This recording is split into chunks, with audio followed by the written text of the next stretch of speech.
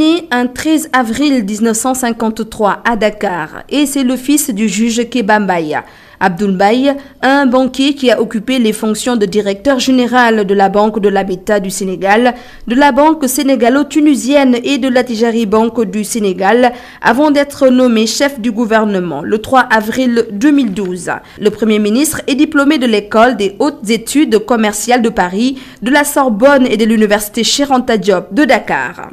Abdoul, effectivement, ça fait 40 ans puisque nous nous sommes connus en 1973.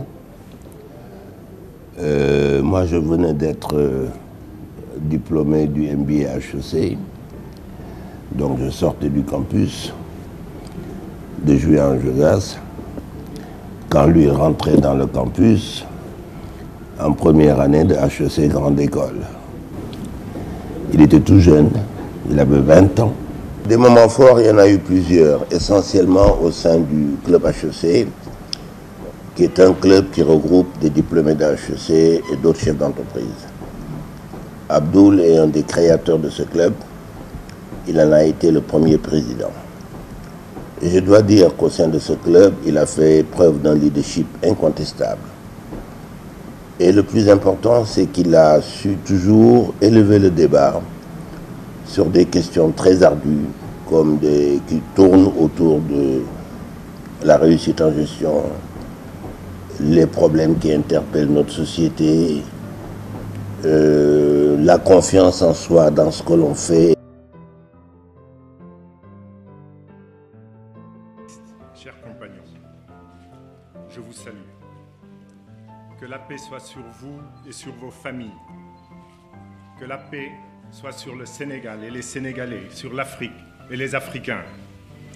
sur le monde et sur toute l'humanité. Mes chers compatriotes, mesdames, messieurs,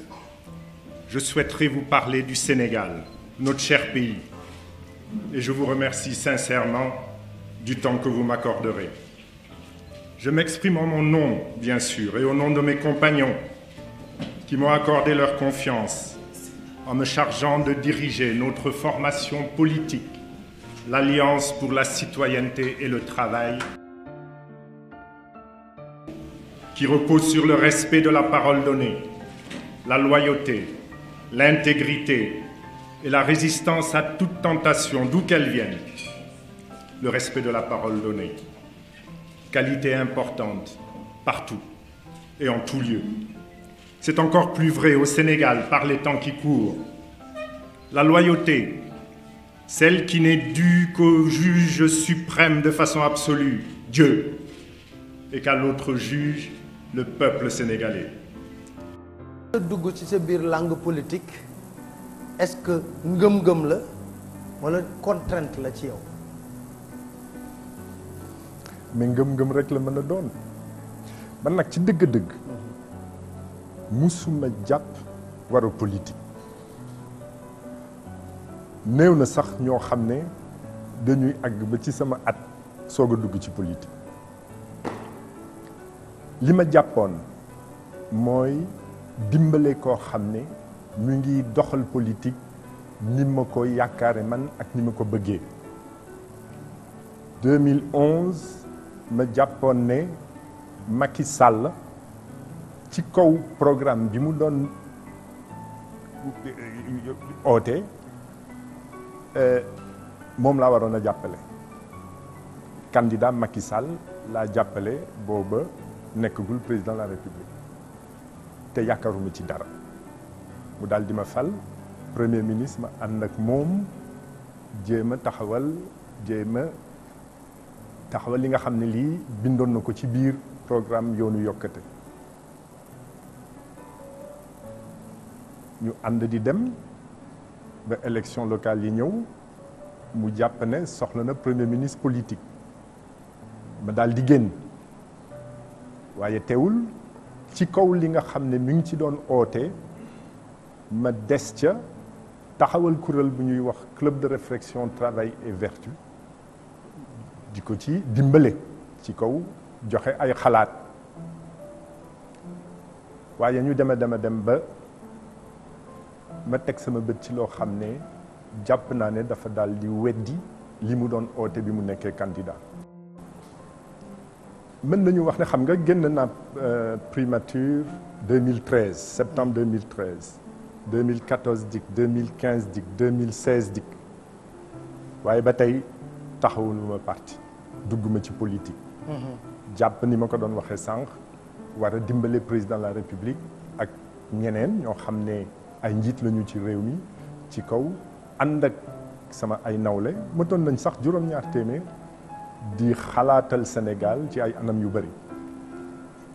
waaye ba faral nag di teg sama bët ci loo xam ne li ma yaakaaroon ne moom lañ doon oote en 2011 nekkatuñu ci li nga xam ne li nag moo gën a tax seetaan mooy référendum lu tax loolu ndax benn weddi mi ngi ci woon waxeet toog ndax loolu rëyoon na ci li président Macky Sall jëloon muy engagement ñu fal la nga war a toog juróom-ñaari at nga ne juróomi at moo gën ci démocratie kon sama mandat dinaa ko jëlee ci juróom-ñaari at indi ko ci juróomi at ñu toog ba ci yàgg mu ne waxtaan naag conseil constitutionnel nañ ko waxee noonu rek nee nañu juróom-ñaari at bi ci kaw constitution bii ñu nekk mënut a nekk waaye loolu ñëpp xamoon nañ ko. ñu daal di indi beneen constitution waaye constitution boobu ci kaw référendum bi mënoon nañ ca def mandat président de la république nekk na juróom-ñaari at doon na léegi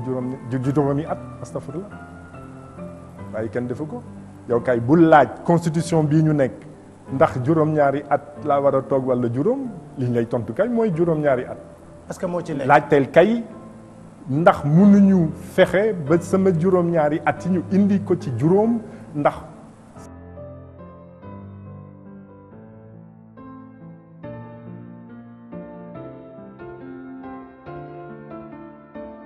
gestion sobre transparente vertueuse ma déggaat yoo xam ne ci dëgg-dëgg méngoowul ak loola mën nañ ci dellu si bi ci kaname déggoon itam la patrie avant la partie muy avant le parti astafurlah mu doon lu ma gëm lool loolu tam gisatu te tegatu sama bët ñu ne OFNAC maa taxaw ma dégg OFNAC ñoo ko moom ñun ci suñu biir CREI yi ñeneen a ko moom waaye OFNAC képp koo xam ne bokk na ci ñun te doxal na naka su dul noonu dinañ ko topp waaye loolu yépp ma gis na ñu ngi koy weddi ci la soog a jóg jàpp nag ne dugg ci politique war na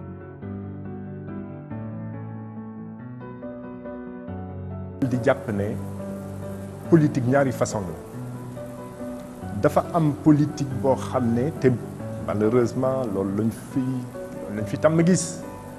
mooy politique bi nga xam ne ki koy dox yaa ngi xalaatal sa bopp yaa ngi koy doxal sa bopp xëy na ak sa parti mu dimbale la ci ak ay alliés waaye politique bi Sénégal soxla mooy politique bi nga xam ne dafay jiital njëriñu askan wi jiital njëriñu réew mi loolu moo indi ma toog ànd ceeg sama ay yeneen i nawle ñu jàpp nag ne dugg ci biir politique bi jot na ñi ci ëpp ci ñun musuñu politique